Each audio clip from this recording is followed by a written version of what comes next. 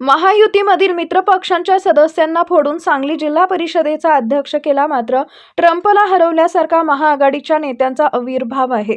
राजकारणात जय पराजय होत असतात, मात्र एका लुगड्यानं बाई म्हातारी होत नाही, अशा शब्दात सांगलीचे पालकमंत्री चंद्रकांत दादा पाटील यांनी राष्ट्रवादीचे आमदार जयंत पाटील आणि अपक्ष खासदार विशाल पाटील यांच्यावर टीका केली.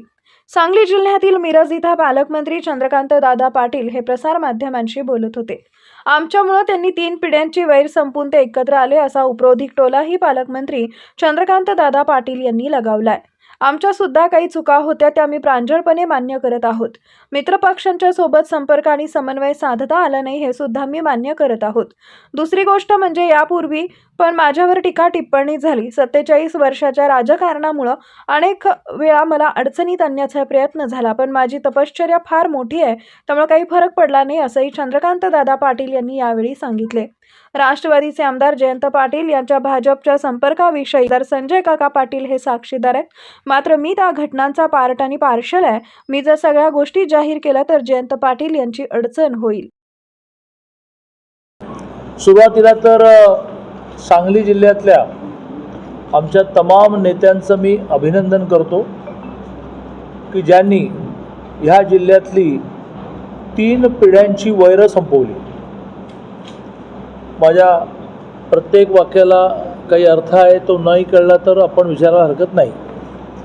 त्यांनी या सगळ्यांना सगळी वैर विसरून एकत्र यायला बाध्य केलं. त्याबद्दल मी माझ्या सगळ्या जिल्ह्याचं अध्यक्षपद नाही मिळालं, पण जिल्ह्याचं केवढं चांगलं काम केलं आमच्या सम्राट माडकांनी वगैरे, की वसंतदादा, प्रकाश बापू आणि मग आता विशाल, तिकडे राजाराम बापू, जयंतराव, आता जयंतरावांचे चिरंजीव, असं वाद संपलं की नाही.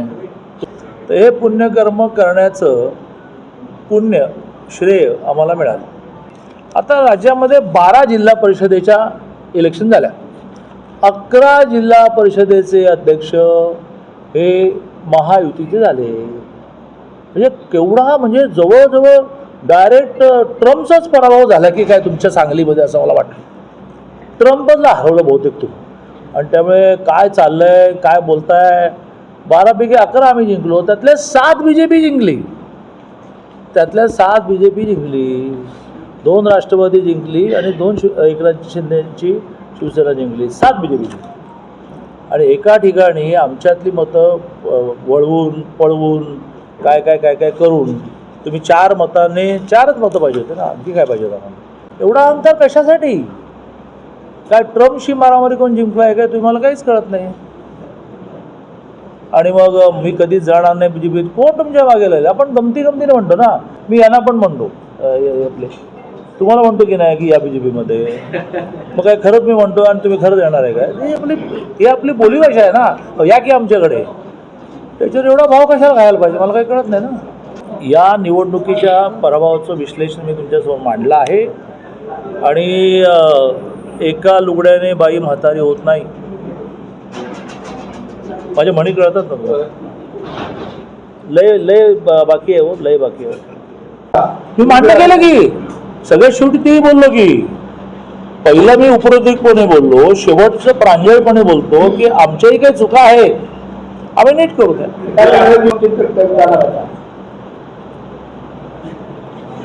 अनेक आरोप घेऊन फिरतो. 47 वर्षाचं सामाजिक राजकीय जीवन झालं. अनेकाने अनेक वेळेला अडचणीत आणण्याचा प्रयत्न केला. माझी तपश्चर्या इतकी मोठी आहे की प्रत्येकाचं एक रायझिंग असतं, मग एक कॉन्स्टंट येतो, दॅट इज कॉल्ड सॅच्युरेशन.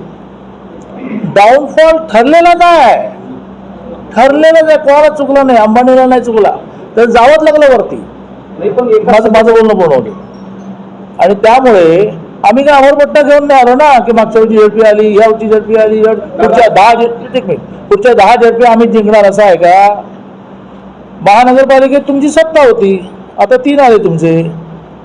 त्यामुळे हे काही कधी हे शाश्वत नाही आहे. शाश्वत फक्त शंकर आहे, त्याची तपश्चर्या करा, तो सगळ्याला कंट्रोल करत असतो, ते शाश्वत आहे. जिल्हा परिषद अध्यक्ष असू देत, विधान पंचायत सभापती असू देत, तुम्ही दुसऱ्याची पळवापळव करून करताय. तुमची काय जागा, तुमची 18, मग तुम्हाला पिढीच्या दुश्मनी संपून 11 घ्यायला लागते. 29. मग तुमचं भागात नाही म्हणून तुम्ही मग अजितदादांची काँग्रेस घेणार, अजितदादांची राष्ट्रवादी घेणार. तसंच मिरजेला तुमचे 3 याचे घ्या त्याचे घ्या त्याचे घ्या. जमत नाही का एकाला पावा. शेवटी तुम्हाला एक सांगतो, तुम्ही जी भीती व्यक्त केली ती बरोबर आहे की जर हे निवडून आलेल्या लोकांचं आहे तर सर्वसामान्यांचा विचार केला पाहिजे. पण तुम्हाला आणखीन एक सांगतो, पूर्वी आपण काय म्हणायचो की ह्या जन्मी पुण्य करा, पुढच्या जन्मी चांगला जन्म मिळेल. आता संपलं. ह्या जन्मी फेडूनच जायचं. आता पंचायत समिती मिरजेचं काय होईल ते बघा, केवढ्याला पडेल. अटक जे झालीच आहे, काही जण पळत आहेत, मुंबईत जाऊन लपले आहेत, केवढ्याला पडलं. म्हणजे मग तुम्ही सामान्य म्हणून आनंद होईल काय बघायला लागलं तर ती स्टेज आली. आता ती स्टेज आली की याच जन्मी फेडाफेड करूनच जायचं. ते साक्षीदार आहेत, मी त्यातलं पार्ट अँड पार्सल आहे. जास्त बोलायला लावू नका मला. जयंतराव म्हणतात ना उपरोधिकपणे काय म्हणा, ते दादा माझा मित्र आहे, तसं जयंतराव माझे मित्र आहेत. इतक्या ओपनली बोलणं नको, त्यांना त्रास होईल.